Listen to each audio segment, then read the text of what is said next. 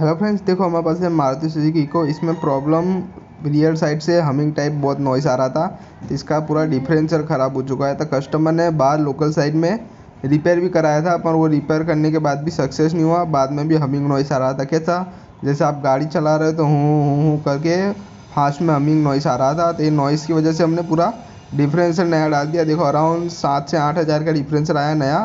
तो डिफरेंशियल डालने पे इसका प्रॉब्लम एकदम सॉर्ट आउट हो चुका है। ओके।